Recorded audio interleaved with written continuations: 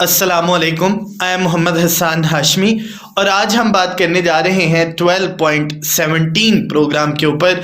Statement है write a program to display alphabets from A to G using for loop. हमने for loop को use करते हुए ए से लेके जी तक अल्फ़ाबेट्स को डिस्प्ले करना है। इस मकसद के लिए चलते हैं प्रोग्राम की जानिब।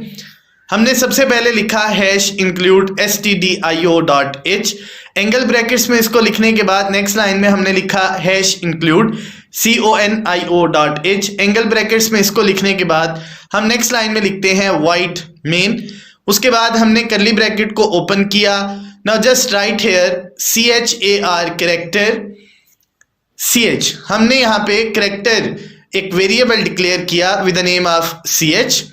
हमने यहाँ पे कैरेक्टर वेरिएबल क्यों डिक्लेयर किया, उसकी वजह यह है कि हम यहाँ पे ए से लेके जी तक कैरेक्टर्स को डिस्प्ले करना चाहते हैं।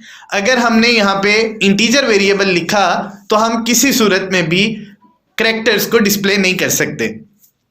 नेक्स्ट लाइन के अंदर हमने यहाँ पे लिखा फॉर लिखने के बाद हमने वेरिएबल जो ऊपर ch डिक्लेयर किया था उसको वैल्यू असाइन की a।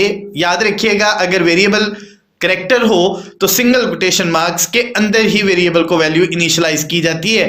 अगर आप सिंगल कोटेशन मार्क्स यहाँ पे नहीं लिखेंगे तो आप लोग आउटपुट में प्रॉब्लम फेस करेंगे। अब उसके बाद सेमीकोलन लिखने के बाद नेक्स्ट हमने यहाँ पे लिखा ch लेस देन और इक्वल z। हमारे पास फर्स्ट जो वैल्यू थी वो a थी और आखिरी वैल्यू यहाँ पे हमने z लिख दी। यहाँ पे याद रहे, अगर आप स्मॉल abc को डिस्प्ले करना चाहते हैं तो जो वेरिएबल की वैल्यू आपने इनिशियलाइज की शुरू में आप उसको स्मॉल लेटर में लिखेंगे और फाइनल वैल्यू को भी आप स्मॉल लेटर में लिखेंगे। अब उसके बाद आपने यहाँ पे लिखा ch plus plus. Next line के अंदर आपने लिखा printf%c और उसके बाद आप लोगों ने वेरिएबल ch को इस्तेमाल कर दिया। एंड पे सेमीकोलन लगाने के बाद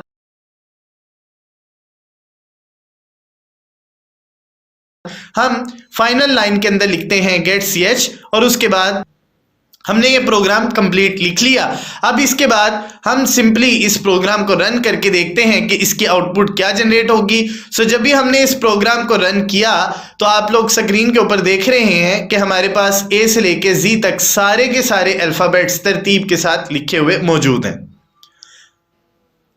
चलते हैं अगले प्रोग्राम की तरफ। 12.18 स्टेटमेंट हमारे पास है write a program that displays first 10 numbers and their average using for loop. हमने बेसिकली इस प्रोग्राम के अंदर पहले 10 नंबर्स को डिस्प्ले करना है और बाद में उसकी एवरेज को डिस्प्ले करना है, लेकिन याद रहे यहाँ पे हम फॉर लूप के साथ ये काम सरअंजाम देंगे। चलते हैं प्रोग्राम की तरफ। सो सबसे पहले हमने यहाँ पे लिखा हैश इंक्लूड stdio.h।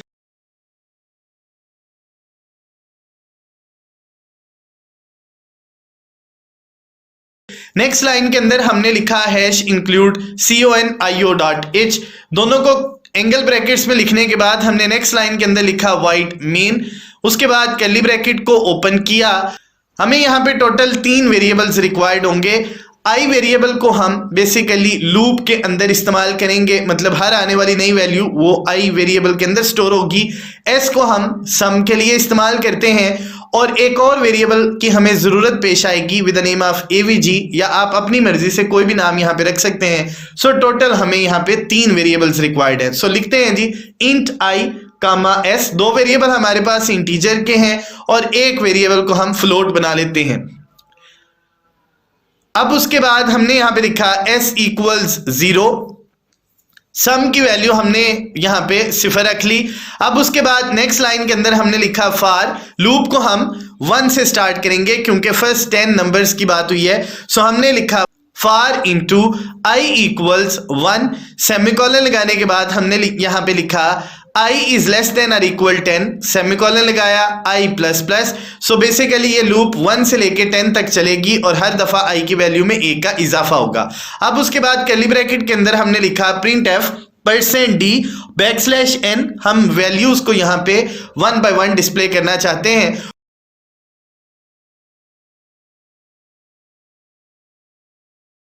उसके बाद हमने यहाँ पे वेरिएबल i लिख दिया। सेमीकोलन लगाने के बाद हमने नेक्स्ट लाइन के अंदर सम जनरेट करने के लिए लिखा s इक्वल्स s प्लस आई। वर्किंग की बात मैं इंशाल्लाह इस प्रोग्राम के एंड पे जरूर आप लोगों के साथ करूंगा। कर्ली ब्रैकेट को ऑफ करने के बाद हमने यहां पे लिखा avg इक्वल्स s, जो सम था वेरिएबल हमारे पास, ओवर टोटल नंबर्स है 10, तो हमने यहां पे लिखा 10। सेमीकोलन लगाने के बाद नेक्स्ट लाइन के अंदर हमने लिखा print F average is %.2f, और उसके बाद हमने वेरिएबल लिख दिया avg।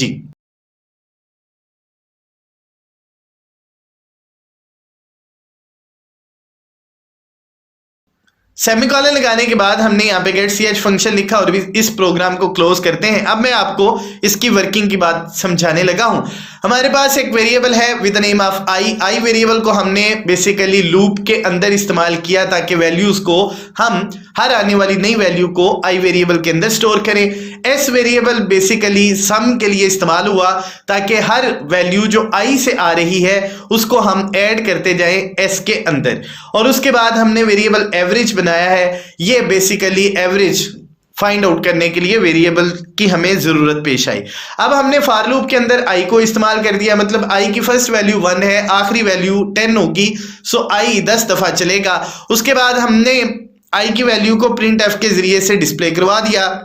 नेक्स्ट लाइन के अंदर यहां पे लिखा हुआ है s equals s plus 1। First time i की वैल्यू 1 है, s की वैल्यू 0 है, तो दोनों ऐड होने के बाद s के अंदर रिजल्ट आ जाएगा। फिर s की वैल्यू दोबारा फिर s की तरफ आ जाएगी, जो राइट साइड पे आपको s नजर आ रहा है वहां पे ये वैल्यू अपडेट हो जाएगी। अब i की वैल्यू ऊपर से जब 2 आएगी तो 2 पे प्रीवियस s की वैल्यू जब ऐड होगी तो 3 हो जाएगा, और ये लेफ्ट साइड का जो s है उसको वैल्यू पास हो जाएगी। अब s की वैल्यू यहां से निकल के राइट साइड पे आ जाएगी, सो 3 अब राइट साइड का जो s है वहां पे इसकी वैल्यू हो जाएगी। अब i की वैल्यू ऊपर से 3 आ रही है, तो 3 और 3 दोनों जमा हुए तो लेफ्ट साइड पे जो s है उसकी वैल्यू अब 6 हो गई, और ये चलता रहेगा till the last value comes. अब उसके बाद जब हम लूप से बाहर आएंगे तो पहली जो 10 वैल्यूज हैं वो ऐड हो चुकी होंगी। अब ऐड होने के बाद हमने उनकी एवरेज फाइंड आउट करनी है, तो एवरेज फाइंड आउट करने के लिए हमने लिखा avg equals s over 10। s में वैल्यू जब फर्स्ट 10 नंबर्स को हम ऐड करें तो 55 रिजल्ट आता है। 55 को जब हमने 10 पे डिवाइड किया तो रिजल्ट हमारे पास आ गया 5.5। सो 5.5 will be stored inside the variable avg। अब उस avg की वैल्यू को हमने सिंपली यहाँ पे डिस्प्ले करवाना है, लेकिन यहाँ पे %.2f लिखा हुआ है, सो हमने इशारे के बाद सिर्फ 2 वैल्यूज को डिस्प्ले करवाना है। इस मकसद के लिए हमने यहाँ पे %.2f लिखा हुआ है। सो जब रिजल्ट यहाँ पे डिस्प्ले होगा, जब हम इस प्रोग्राम को चलाएंगे और चलाने के बाद आप लोगों को यहाँ स्क्रीन के ऊपर नजर आ रहा है कि यहाँ पे पहले 10 नंबर्स डिस्प्ले हुए, 10 नंबर्स के बाद उनकी जो एवरेज है वो डिस्प्ले हुई, तो आप लोगों को एवरेज में इशारे के बाद सिर्फ 2 वैल्यूज नजर आ रही हैं। उम्मीद है इन दोनों प्रोग्राम्स की आपको समझ आई होगी। अगर इन दोनों प्रोग्राम्स में कोई भी चीज जिसकी आपको समझ नहीं आई, आप इस हवाले से मुझसे कोई भी बात पूछना चाहते हैं, आप डिस्क्रिप्शन में कमेंट करके या ईमेल के जरिए से भी मुझ तक मैसेज को पहुंचा सकते हैं। मुलाकात होगी इंशाल्लाह अगले लेक्चर में। अपना बहुत ख्याल रखिएगा। अल्लाह हाफिज।